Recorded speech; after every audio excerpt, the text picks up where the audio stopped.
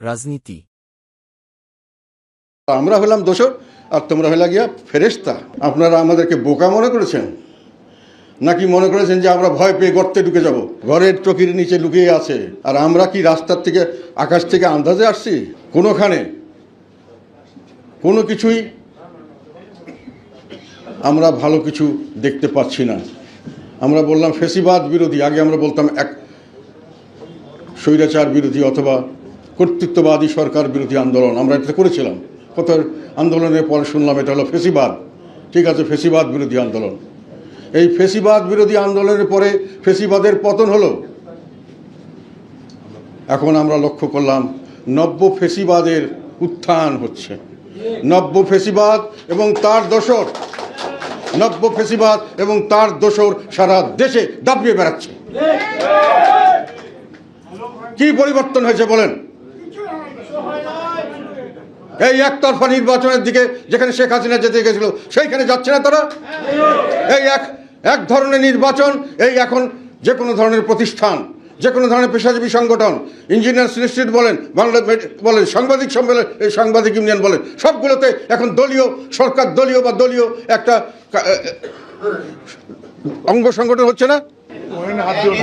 রাস্তাঘাটে সমস্ত অঙ্গ সংগঠন সমস্ত কিছু হয়ে গেছে এখন। আর সমস্ত পেশাজীবী সংগঠন হয়ে গেছে অঙ্গ সংগঠন, রাজনৈতিক দলের অঙ্গ সংগঠন। ইউনিভার্সিটিগুলো দলীয়করণের চরম অবস্থান দেখেছে। ব্যাংক, আদালত সব কিছু দলীয়করণ হয়ে গেছে। তো আপনি ফেসিবাদ দূর করে কি আনলেন? আপনি আনলেন নব্য ফেসিবাদ এবং তার দোসর। আপনারা যেখানে যান, রাস্তাঘাটে, ফুটপাত, ঘাট, মাঠ, কোনো জায়গায় চাঁদাবাজি কি কোনো বন্ধ হয়েছে? বেশি হয়েছে, অনেক বেশি হচ্ছে। কোনোখানে কি দুর্নীতি ছাড়া কোনো কাজ হচ্ছে? অফিস আদালতের ট্রান্সফার, প্রমোশন থেকে শুরু করে টেন্ডারিং করা কোনোখানে কি কম হচ্ছে?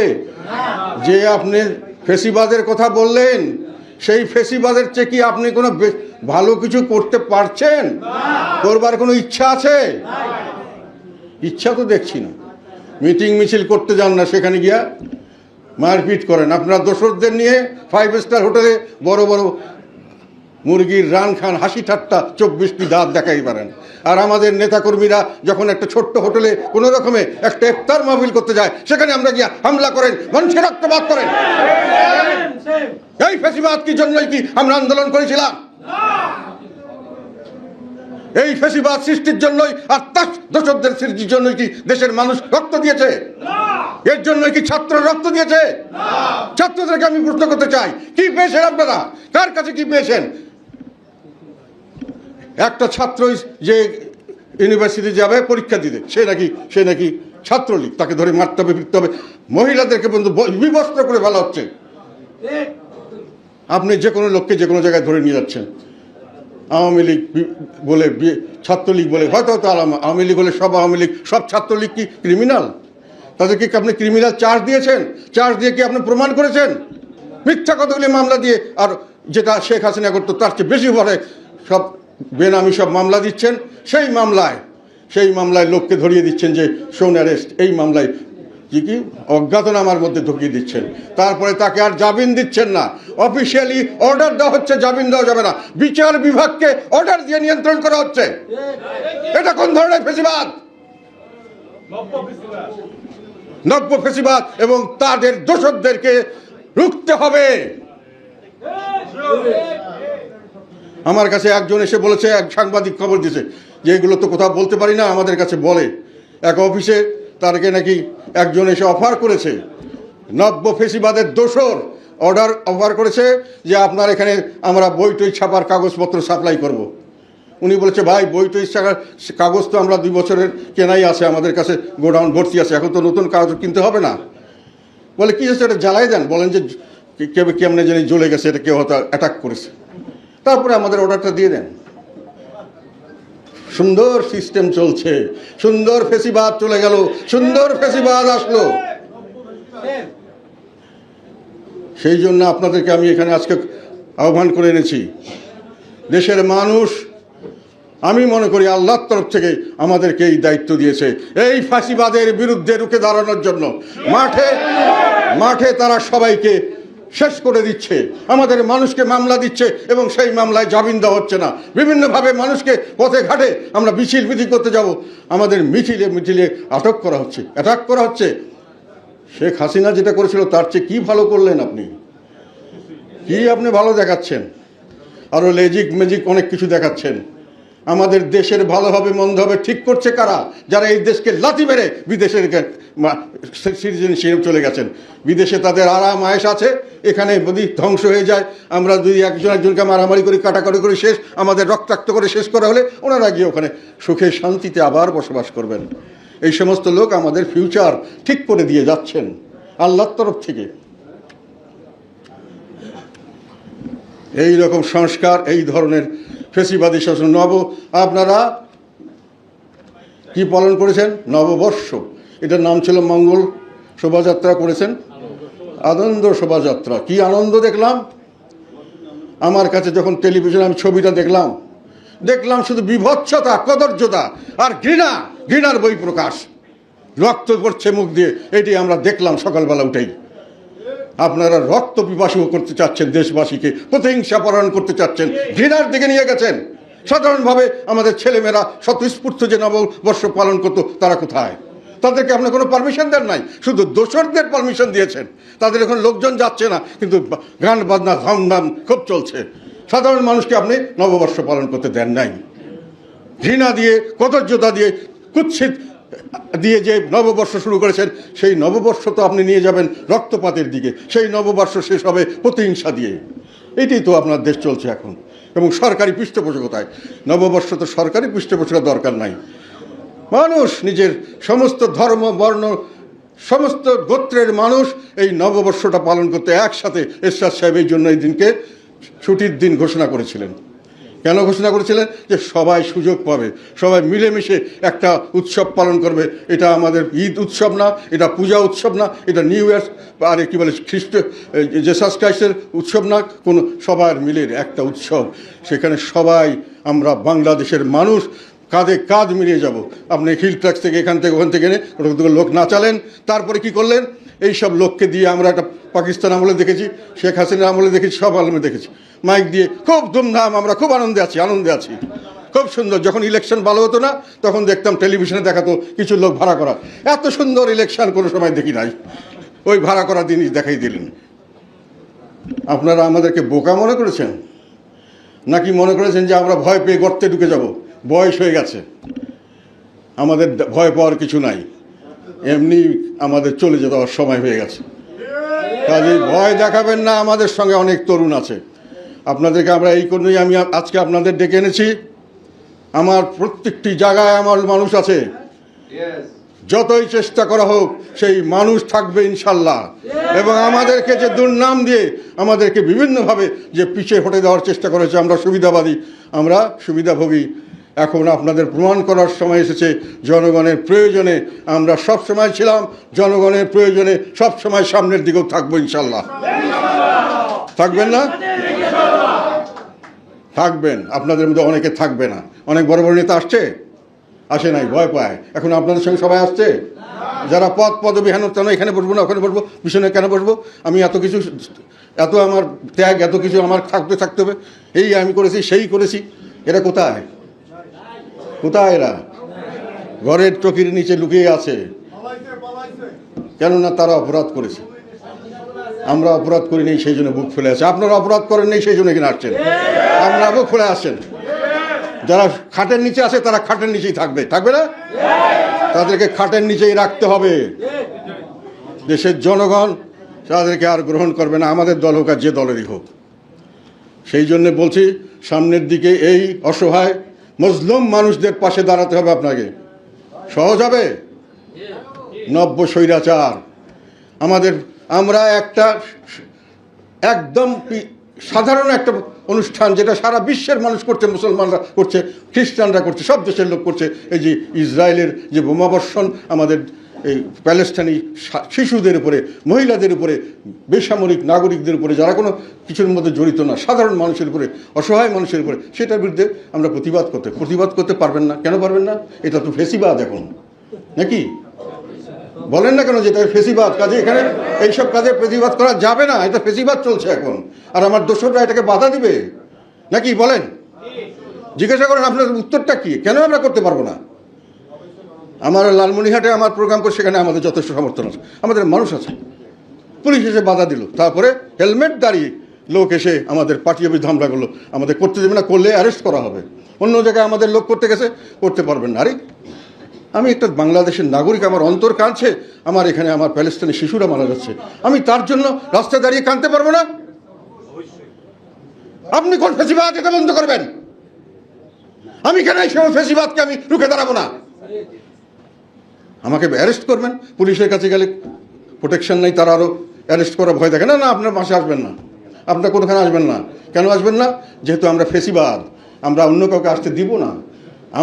আমরা এবং মামুরা ছাড়া আর কেউ দেশের মধ্যে থাকতে পারবে না। কেউ দেশাত্মবোধক নাই, কেউ দেশের প্রেমও নাই, সবগুলো হলো মানে খারাপ মানুষ। আমরাই ভালো, আমরা এবং মামুরা এড়িয়ে এলো ভালো মানুষ। আর আমরা কি রাস্তার থেকে, আকাশ থেকে আন্দাজে আসছি?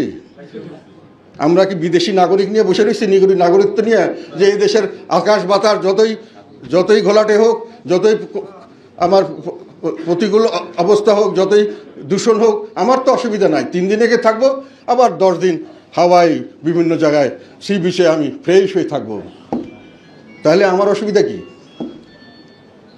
সেই জন্যে আপনাদেরকে ডেকে এনেছি। সত্যিকার অর্থে যত রকম দুর্নাম যদি ঘুচাতে চান, মানুষকে যেগুলো কুভাবে বিভিন্নভাবে আমাদের বিরুদ্ধে অপপ্রচার, সেটা থেকে তো করতে রক্ষা পেতে, সেটা থেকে চিরদিনের জন্য যদি মুক্তি পেতে চান, এখন দাঁড়িয়ে যান, এবং দাঁড়িয়ে যান জনগণের পাশে। 5 জন লোক হলে থাকবে, একজন হলে একজনে দাঁড়ান, প্রতিবাদ করেন, ফেসিবাদের বিরুদ্ধে প্রতিবাদ করেন। ফেসিবাদকে রুখতে হবে বলে দাঁড়ান, একাই দাঁড়ান। 100 আসবে, 1000 আসবে, 1 লক্ষ লোক আসবে। কোনোখানে মানুষের ব্যবসা বাণিজ্য করতে পারছে না, কোনোখানে কোনো কিছু করে শান্তি পাওয়া যাচ্ছে না, আর অসহায় মানুষের কান্নার দেখার কোনো কেউ নাই। কার কাছে যাবেন? আমি পুলিশের কাছে যাবেন, পুলিশের করুন। আর্মির কাছে যাওয়া হচ্ছে, আচ্ছা আমরা দেখছি, কিছু হচ্ছে না। মিল ফ্যাক্টরি জ্বালিয়ে দেওয়া হবে, এই ভয় বৃত্তি দেখিয়ে প্রচুর মানুষের কাছে চাঁদাবাজি করা হচ্ছে। ব্যবসা প্রতিষ্ঠানে আমাদের কয়েকজন নেতার ধমকি দেওয়া হয়েছে যে আপনারা যদি এইভাবে না চলেন, তাহলে আপনার ব্যবসা প্রতিষ্ঠান ধ্বংস করে দেওয়া হবে। এর চেয়ে বড় ফেসিবাদ আর কি হতে পারে? এর চেয়ে বড় অত্যাচার আর কি হতে পারে?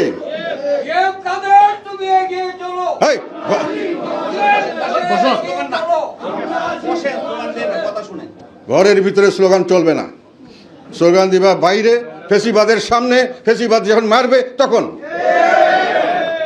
রক্ত দিয়ে ফেসিবাদকে রুখতে হবে। এই ফেসিবাদকে রুখতে হবে রক্ত দিয়ে। যেখানে যেখানে আমাদেরকে বাধা দেওয়া হবে, সেখানেই প্রতিরোধ হবে। আমি আপনাদেরকে কাউকে আক্রমণ করার জন্য বলছি না, কিন্তু আক্রান্ত হলে আপনারা নিজেকে সেভ করবেন, আর দরকার হলে জীবন দেবেন। কত রক্ত চাও? পহেলা বৈশাখে যে রক্ত দেখিয়েছ, কত রক্ত চাও আমাদের থেকে? রক্ত খেয়ে চলে যাও, দেশকে মুক্ত করে যাও। পেট ভরে গেলে চলে যাও, দেশকে রক্ষা করতে পারো। মানুষের কাছে আমরা সংগ্রাম করি নাই? শেখ হাসিনার বিরুদ্ধে সবচেয়ে বড় কথা, শক্ত কথাগুলো কে বলেছে? সবচেয়ে বড় শক্তি আমরা দেখানো। এই 1 জুলাইয়ের পর থেকে 3রা জুলাই কে সবচেয়ে প্রথম কথা বলেছে এই ছাত্রদের জন্য? আজকে আমি ছাত্র সমাজের কাছে আমি জানাতে চাই, তোমাদের কাছে আমার প্রশ্ন, কে বলেছে সবচেয়ে প্রথম তোমাদের কথা? কে বলেছে এটা কোটা বিরোধী আন্দোলন নয়, এটা বৈষম্য বিরোধী আন্দোলন? কে বলেছে যে এই বৈষম্য বিরোধী আন্দোলনে আমাদের দেশের মানুষ, বাঙালির বৈশিষ্ট্য কোনোদিন পিছু হটে না, সর্বোচ্চ সব ত্যাগ স্বীকার করতে তারা রাজি থাকে, তারা কখনোই পিছু হটে না যতক্ষণ পর্যন্ত না এই বৈষম্য বিরোধী আন্দোলনে জয়লাভ করা যায়। সরকারকে বলেছিলাম, হুঁশিয়ার, আপনি বিরাট বিপদে হাত দিয়েছেন। কে বলেছে? অন্য কোনো দল বলে নাই, জাতীয় পার্টি বলেছে।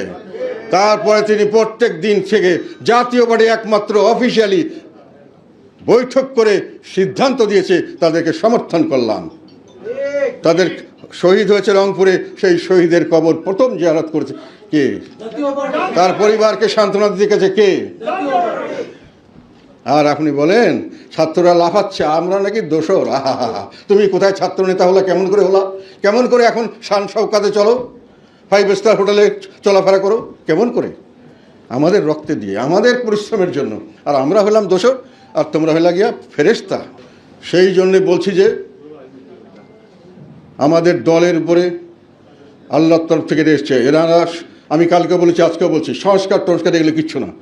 আপনি 50 ভাগ লোককে বাদ দিয়ে আপনি সংস্কারের প্রস্তাব করছেন, এটা করছেন, তেন করছেন। এগুলো তো আপনি যখন পরবর্তীকালে যদি সত্যিকার নির্বাচন হয়, সেই নির্বাচনে আমরা যদি আসি, তখন তো আমরা আপনার এই সংস্কার দেখব না, আমরা নিজেই সংস্কার চিন্তা করব। কেন আপনারা যে সংস্কার করছেন, এটা তো এলিয়ান আইডিয়া। এলিয়ান মানে অন্য গ্রহের থেকে আসা আইডিয়া। আপনি তো এই গ্রহের মধ্যে নাই, আমরা তো এই গ্রহে বসবাস করি। আমরা তো বিদেশি গ্রহের থেকে আসে, এখানকার সিস্টেম তো চলবে না। আর ইলেকশন ছাড়া এই দেশের কোনো রক্ষা করার কোনো উপায় নাই। অবাধ, সুষ্ঠু এবং ইনক্লুসিভ, মানে অবাধ সুষ্ঠু মানে হলো ইনক্লুসিভ নির্বাচন। সব দলমত মিলে যদি নির্বাচন হয়, দেশে বিদেশে এটা গ্রহণযোগ্য হবে। না হলে সেই নির্বাচন কোনো গ্রহণযোগ্যতা পাবে না। গ্রহণযোগ্যতা না পেলে সেই সরকারের বৈধতা থাকবে না। বৈধতা না থাকলে কেউ কোনো লং টার্ম এগ্রিমেন্ট করবে না, কেউ কোনো ইনভেস্টমেন্ট করবে না। এমনকি বৈধতা হলেও, সকলে মিলে নির্বাচন করলেও, বৈধ হলেও যদি আইন শৃঙ্খলা স্থিতিশীল না হয়, তাহলে কেউ এখানে বিনিয়োগ করতে আসবে না। বিনিয়োগ না করতে আসলে আপনার দেশে কোনো চাকরি সৃষ্টি হবে না, আপনার ইনকাম বাড়বে না। দেশের মানুষ, সাধারণ মানুষরা চাকরি হারাচ্ছে, ইয়াং ছেলেরা, যুবক সমাজ নতুন করে বেকার হচ্ছে, মিল ফ্যাক্টরি বন্ধ হয়ে যাচ্ছে। কৃষকরা অনেক বাহাদুরি দেখানো হয়েছিল গত সরকার আমলে, কি যে আমরা জিনিসের কি পেঁয়াজ রসুনের দাম কমে ফেলছি, আলুর দাম কমিয়ে ফেলছি। তখন আমি বলেছিলাম, আমি সাংবাদিক সম্মেলনে বলেছিলাম যে রংপুরে গেছি, কৃষকরা কাঁদছে। আলুর চাষি বলেছে, স্যার আমার আলুর যা খরচ হয়েছে তার 25% আমি বিক্রি করে পাচ্ছি, বাকিটা ফেলে দিতে হচ্ছে, গোডাউনেও জায়গা নাই, আমি কোনো কোল্ড স্টোরেজ পাচ্ছি না। পেঁয়াজও সেই অবস্থা হয়েছে। কিন্তু সহসা বোঝা উচিত ছিল যে কেন জিনিসের দাম হঠাৎ করে জিনিসের দাম কমে গেলে যে ইম্পোর্ট করে তার ইম্পোর্টারদের ক্ষতি হয়, যে প্রডিউস করে তার প্রডিউসারের ক্ষতি। তাকে সবসময় দেখতে হয় যে কী কেন হলো, তাকে কিভাবে রক্ষা করা যায়। তাকে খরচ উঠাতে হবে, তাকে তো লাভ করতে হবে, তাকে তো বাঁচতে হবে, না হলে তো সেই জিনিস আবার চলবে না। টেলিফোন বন্ধ করো।